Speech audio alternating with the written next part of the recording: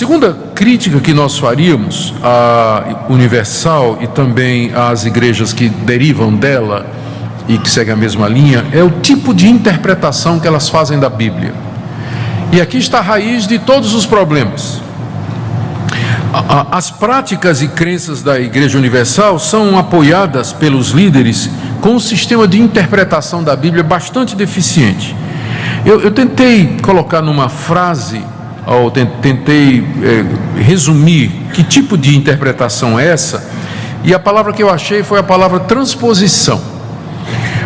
Parece que para Edir Macedo e os teólogos da Igreja Universal e das igrejas neopentecostais, a Bíblia é um livro que registra experiências que as pessoas tiveram com Deus e que podem ser repetidas exatamente da mesma forma nos dias de hoje com o mesmo poder. Por exemplo, Josué não cercou as muralhas de Jericó e ao som das trombetas elas caíram? Assim também você pode comprar por um preço módico uma trombeta de plástico na Universal e tocar para derrubar as muralhas da sua vida. Transpõe a história bíblica para a realidade. Moisés não usou uma vara para abrir o Mar Vermelho? Então, você pode adquirir uma vara ungida com a qual você vai... Tem uma história, né, de um cidadão que fez isso é uma das histórias antigas, né?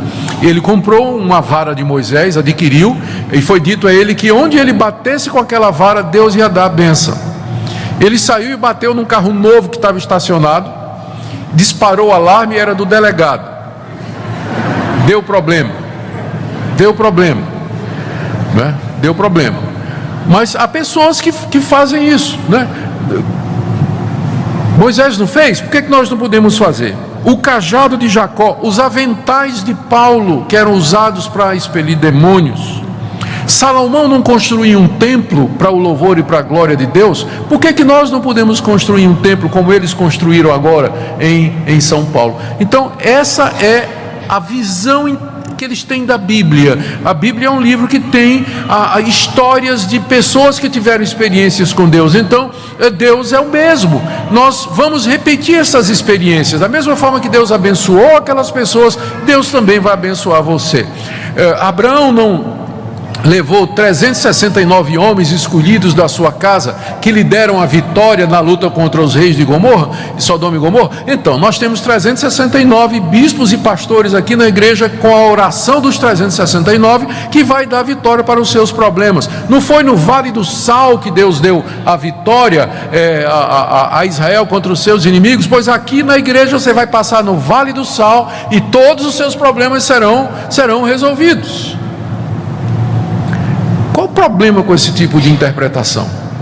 O problema com esse tipo de interpretação é que ela ignora o fato de que a Bíblia não é um registro de experiências religiosas com Deus que pode ser repetido, mas a Bíblia é o registro dos atos salvadores de Deus na história, e que esses atos, eles têm um propósito, eles têm um significado, e eles são progressivos, eles vão crescendo, e estão unidos entre si.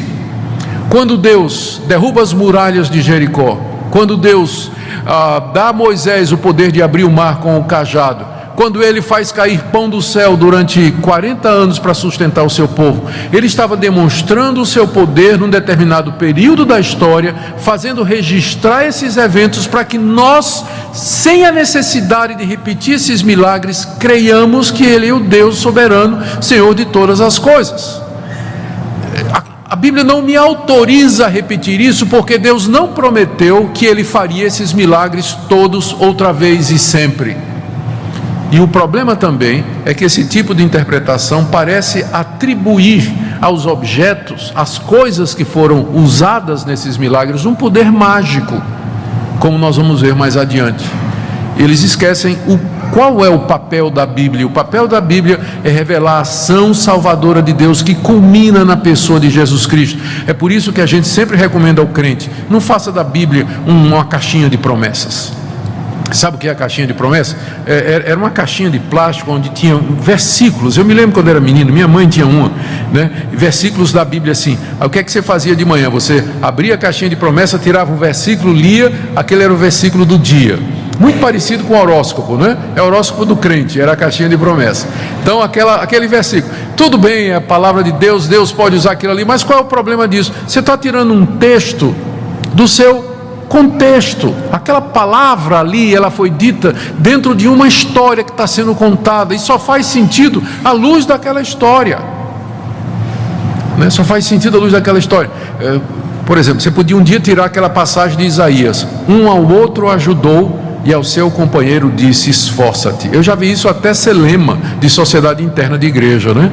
Um ao outro ajudou e ao seu companheiro disse, esforça-te. Só que vai ler lá em Isaías o contexto, é um idólatra dizendo por outro, vamos cortar uma árvore, pegar a madeira, vamos fazer um ídolo. Um ao outro ajudou e ao seu companheiro, que era o santeiro, disse, esforça-te. É o que dá você ler trecho da Bíblia sem ler o contexto. Então é chamadas caixinhas. Então é mais ou menos isso, né? Porções selecionadas da Bíblia que são usadas com base para repetir ou para encenações, rituais ou enfim práticas que têm como objetivo trazer aquele mesmo poder antigo de Deus para os dias de hoje. Esse é o tipo de interpretação que justifica todas essas práticas que nós encontramos nessas igrejas neopentecostais. Objetos ungidos. Já estou chegando no final. Eu disse isso há meia hora atrás, né? Então vocês nem acreditam mais em mim quando eu digo isso. Isso aqui é interessante, porque uma das características de todas essas igrejas é o uso de objetos. A Igreja Universal usa elementos em seus cultos que são tirados das superstições populares do Brasil e das religiões afro-brasileiras. Ela faz um sincretismo. Então, olha o que é usado nos cultos da Igreja Universal e dessas outras igrejas. Sal grosso, que vem do espírito da Umbanda, que é para tirar os maus espíritos. Rosa ungida, que é usada nos despachos e nas oferendas a Iemanjá. Água fluidificada, para trazer influência espiritual para o corpo humano. É aquela água que vai em cima da... Ainda ontem eu estava vendo um pastor fazer isso na televisão. É aquela água que vai em cima da televisão ou do iPhone, né, agora. Fitas e pulseiras semelhantes àquela do Senhor do Bonfim, ramo de arruda, que é usado para afastar as coisas mais, e uma quantidade enorme de apetrechos. Kit de beleza da Rainha Esté, para aquelas irmãs que querem ficar mais bonitinhas. Pensa que eu estou brincando, né? Mas eles venderam o kit de beleza da Rainha Esté para aquelas irmãzinhas que gostariam de ser um pouquinho mais bonitinhas, né? Então, ele mesmo. Fora, teve um tempo aí que eles estavam emagrecendo gente. Tinha o que é que tomava? Eles estavam vendendo alguma coisa, você tomava, você ficava magro, perdia 30 quilos da noite por dia, eu não sei como era. Tinha uma fila enorme lá. Bom, eles dizem que esses objetos, eles não, o Edir Macedo, a bem da verdade, a gente tem que ser justo, né? Ele diz, esses objetos, eles não são mágicos em si, né? Eles não têm poder em si, eles são pontos de contato para a fé. Lembra aquela fé que ele diz que está no coração de todo mundo, que pode ser dirigida para Deus? Então esses objetos têm como propósito dirigir a fé para Deus. Só o que é que acontece? O que acontece na prática é que nada disso acontece.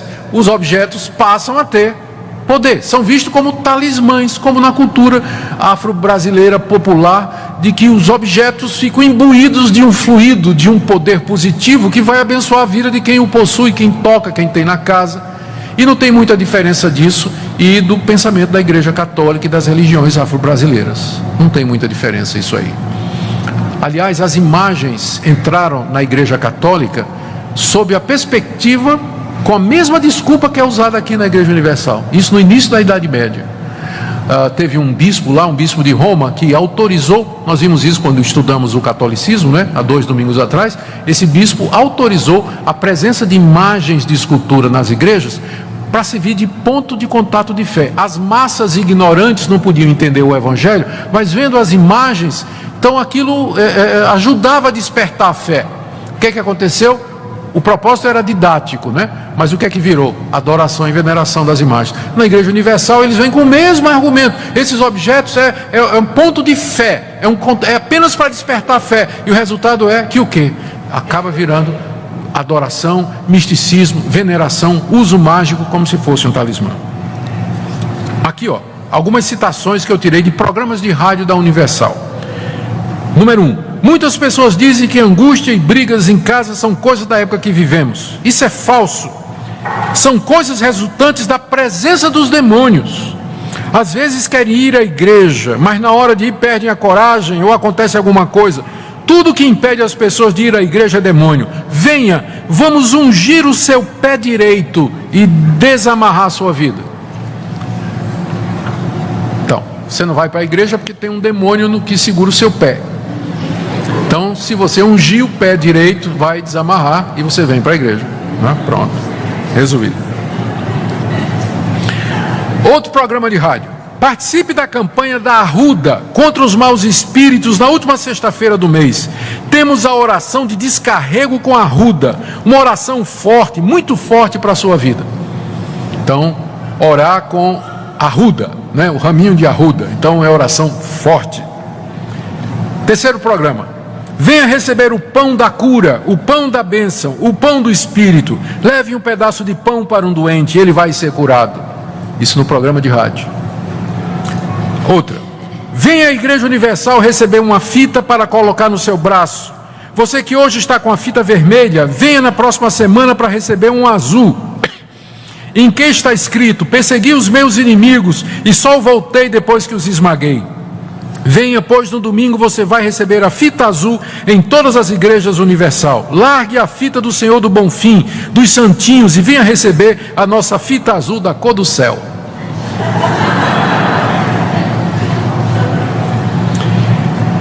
Também eles têm uma sessão de terapia do amor, onde ele usa simpatias. O iniciado, compra uma das alianças. Geralmente a sessão da terapia do amor é para quem está sozinho e quer arrumar um marido, né? Eu não devia ter falado isso aqui. O iniciado compra uma das alianças para participar, tem que comprar a aliança, né? Tá vendo aí? Depois vai até a igreja, passa por uma coluna de casais vestidos como noivos, depois unge a aliança, a pessoa coloca a aliança debaixo do travesseiro por 7 dias. E depois de 7 dias a pessoa alcança a bênção, ou seja, arruma um companheiro. Isso é na sessão de terapia do amor. O que mais que eles usam aqui, ó? Práticas: descarrego, corrente dos empresários, consagração dos dizimistas, porta da esperança, água benta, óleo de Israel, terra de Israel, terapia do amor, fogueira santa de Israel, corrente dos 70 apóstolos, vale do sal, vale da flor, pedra da tumba de Jesus, água benta do rio Jordão, rosa miraculosa, sal abençoado pelo Espírito Santo. A lista é muito grande.